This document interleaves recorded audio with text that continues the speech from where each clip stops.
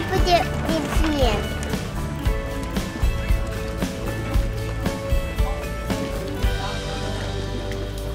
Astăzi vă prezentăm hotelul nostru. Uitați-vă câte bunătăți! Vreau pe toate să le mănânc!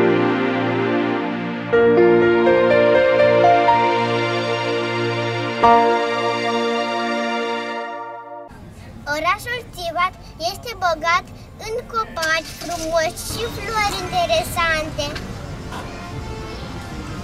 După ce punem internet la telefon, noi ne ducem la oraș să vedem cât de frumos este orașul. Orașul Tivat este un oraș foarte frumos și foarte îngrijit. Orașul Tivat este foarte frumos și are un port maritim.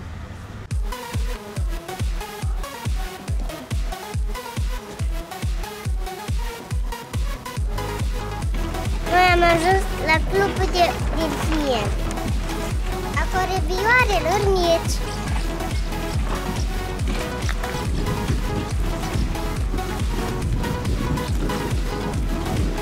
Acest club este clubul corăbioarelor cu pânză.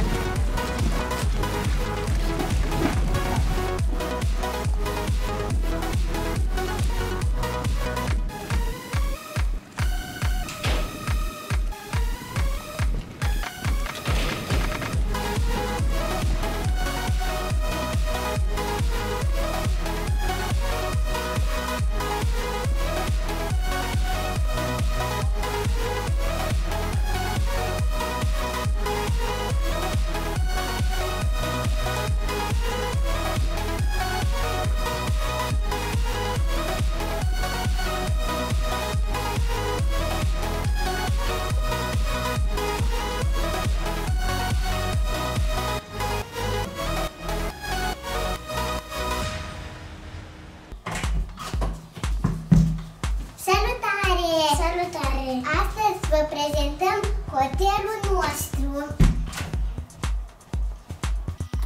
Aici este o bucătărie. Aici este un frigider, un aragaz, un robinet, dulap și bombonele.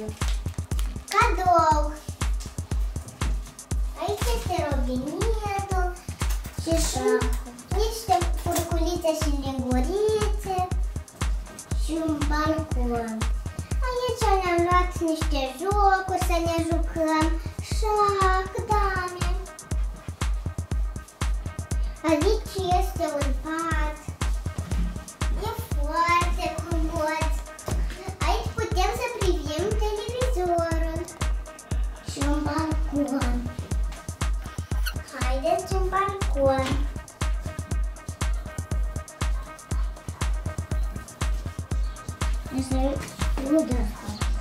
Aici este o măsuță drăgălașă.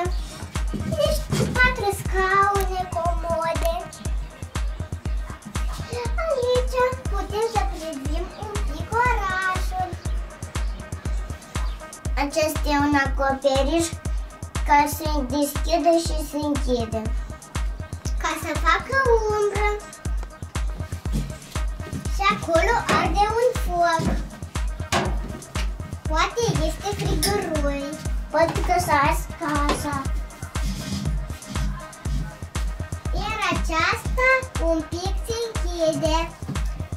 Se închide și se închide, se închide și se închide. Uitați-vă că asta un pic se îndoaie. Și asta se închide singură.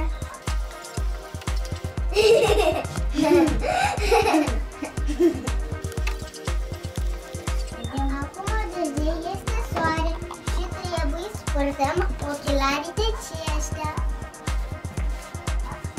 De ceștia. Și de ceștia. Nu, aceia nu sunt ochelari. Aici este un sat foarte frumos. Aici este frunză de vie. roșii acolo se face. Și o mașină de casă. Zilele trecute am stat la casa aceea unde se face construcție, în deal. Lângă casa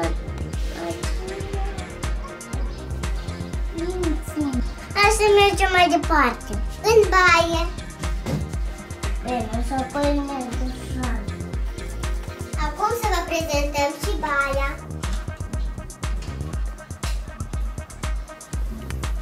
Aici sunt reculiere, un covoraș și o baie și un duș unde noi să ne scăldăm. Și aici este robinetul și aici e WC-ul. Aici este săpunul. Și aici e gunoiul. Și asta e. Haideți să mergem mai departe. Aici este un dulap unde frățențele. Aici este a doua ușă unde îți pui șervețelele. Și un cadou. O pierdică să nu ne bate soarele. Și un cadou.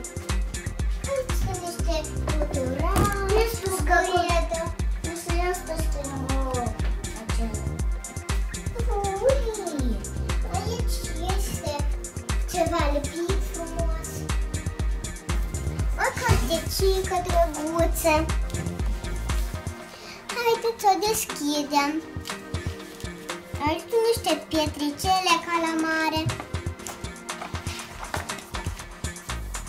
Aici este o câmpie frumoasă. Niște case drăguțe. Acesta a fost hotelul tot. Nu chiar mare, dar foarte drăguț și frumos. Iar aici e super frumos. Acum ne ducem să mâncăm. Acum ne ducem să vedem por. Pa, pa! Puneți like jos și scrieți în comentarii dacă v-a plăcut acest hotel. Mâncarea în Tivat este foarte delicioasă. Uitați-vă câte bunătăți! Vreau pe toate să le mănânc! Ce frumos miroase!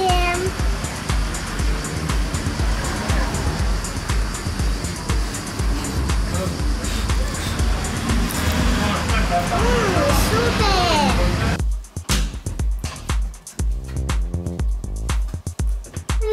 Un covoraș, trecuiere. Mulțumesc pentru like!